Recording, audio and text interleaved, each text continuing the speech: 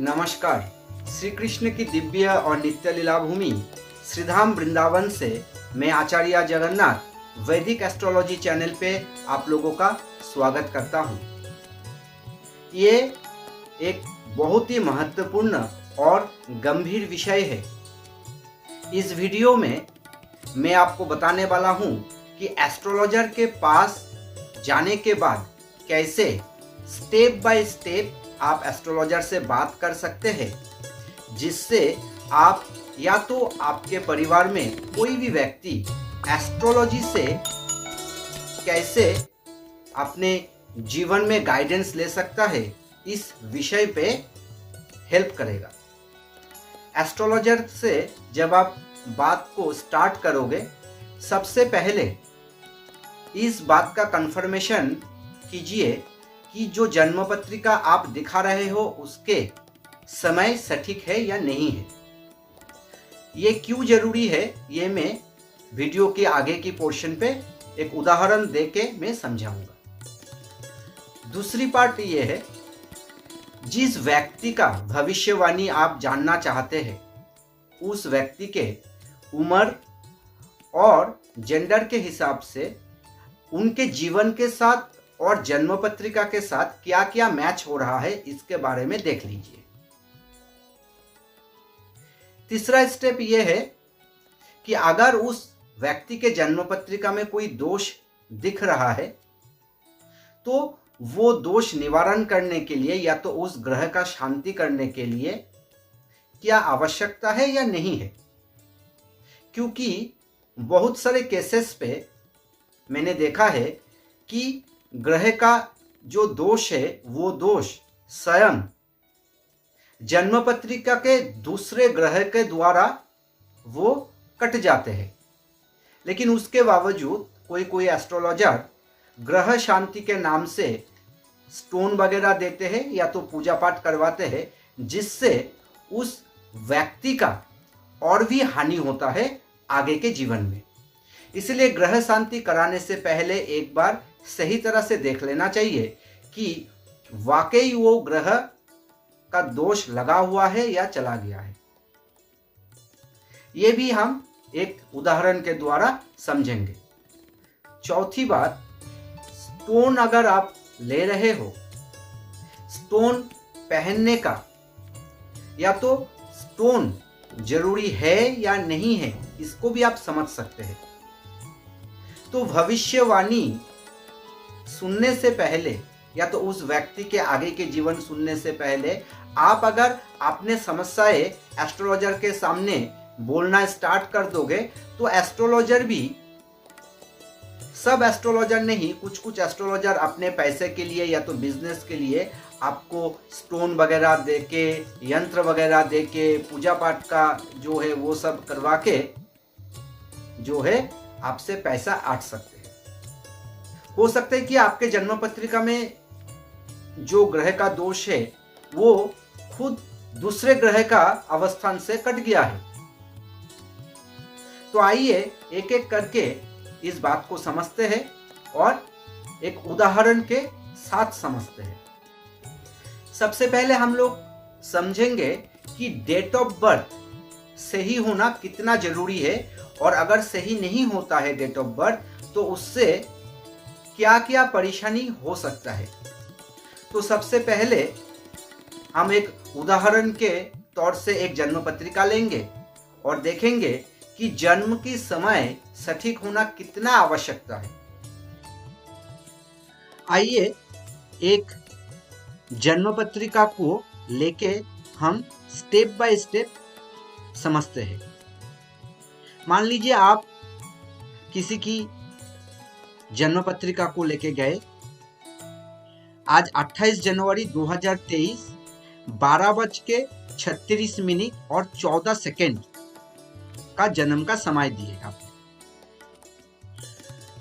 28 जनवरी 12:23, 28 जनवरी 2023 12:36 14 second, जन्म स्थान दिल्ली में मेष लग्न हो रहा है। और थोड़ा ही आगे 12:36 15 पे ये वृषभ लग्न हो रहा है। दोनों जन्म पत्रिका में कौन सी जन्म पत्रिका सही है, इसको कैसे पता चले? देखिए, अगर इसी जन्म पत्रिका को मैं देखूं तो सबसे पहले हमें नजर आ रहा है कि जो बच्चा 12:36 अर्थात वृषभ लग्न का अगर बच्चे का होगा तो बच्चे का उससे पहले एक बड़ा भाई रहेगा, और अगर 12:36 से पहले इनका जन्म है तो इस बच्चे का एक बड़ा बहन रहेगा। तो बहुत ही आसानी से आप समझ सकते हैं कि कौन सी जन्म पत्रिका मैच हो रहा है, फिर उस जन्म पत्रिका से आपको आगे बच्चे के भविष्यवाणी के बारे में जानना चाहिए। एक मेष लग्न की कुंडली पे बच्चे का बड़ा बहन रहेगा और वृषभ लग्न की कुंडली से बच्चे का बड़ा भाई रहेगा। तो बच्चे के माता पिता का स्वभाव, बच्चे के माता पिता का प्रोफेशन या तो एजुकेशन, ये सब जानने के बाद हम एक जन्म पत्रिका को ले सकते हैं। ऋषि पराशर उन्होंने क्या कहा है? फल विचार से पहले उन्होंने कहा है कि बिना प्राणपद शुद्धव गुलिकादि निशाकरात तत् शुद्धम विजानयतस्था वरणम तदैव ही। अर्थात बिना प्राणपद, गुलिक और निशाकरत, निशाकरत मतलब चंद्रमा, बिना चंद्रमा, गुलिक या तो प्राणपद के द्वारा किसी जन्म पत्रिका को शोधन किए बिना आगे का कोई भी भविष्यवाणी नहीं करना चाहिए। वो भूल होता है, ये उचित नहीं है। तो एस्ट्रोलॉजर प्राणपद के द्वारा या चंद्रमा का परिस्थिति देख के या तो गुलिक का परिस्थिति देख के, मैं मैथमेटिकल कैलकुलेशन के ऊपर नहीं जाऊंगा इस वीडियो में, लेकिन ये सब देखने के बाद ही एक एस्ट्रोलॉजर इस सिद्धांत पे पहुंच सकता है कि इस बच्चे, ये जो बच्चा है ये 12:35 पे जन्म हुआ है या 12:36 के बाद जन्म हुआ है। तो बहुत ही आसानी से आप ये जान सकते हैं एस्ट्रोलॉजर के पास से कि कौन से जन्म पत्रिका सही है और कौन सी समय सही है, फिर आगे के भविष्यवाणी कर सकते हैं। ये तो हो गया पहला और दूसरा स्टेप। तीसरा स्टेप क्या है? दोष। अगर मान लीजिए जन्म पत्रिका वृषभ लग्न का है, देखिए ये 2 लिखा हुआ है, वृषभ लग्न में ग्रहण दोष लग रहा है 12 स्थान पे, और मेष लग्न में ग्रहण दोष लग रहा है पहले स्थान पे। तो अगर इस ग्रहण दोष को अगर हमें दूर करना है तो सबसे पहले हमें चंद्रमा का उपाय करना पड़ेगा। अब मेष लग्न के हिसाब से हम इस बच्चे को चंद्रमा के उपाय जो है, बच्चा जो जब थोड़ा बड़ा हो जाएगा, बिल्कुल उम्र होना चाहिए, तो बच्चा जब थोड़ा बड़ा हो जाएगा उनको हम चंद्रमा के उपाय के लिए एक स्टोन दे सकते हैं, चंद्रमा का स्टोन हम दे सकते हैं। लेकिन अगर वृषभ लग्न का होगा ये बच्चा, क्योंकि पहले हमने ये डिसाइड कर लिया कि कौन सी लग्न से हमें इसका भविष्य देखना है, तो उसके बाद अगर मेष लग्न से हुआ तो हम इसको स्टोन दे सकते हैं। लेकिन अगर वृषभ लग्न का ग्रहण दोष है तो इस बच्चे को हम स्टोन नहीं दे सकते। तो इसीलिए सबसे पहले ये जानना जरूरी है कि ये जन्म पत्रिका मेष लग्न का है या वृषभ का है, क्योंकि राशि तो सेम है, सिर्फ 2 सेकंड का डिफरेंस है।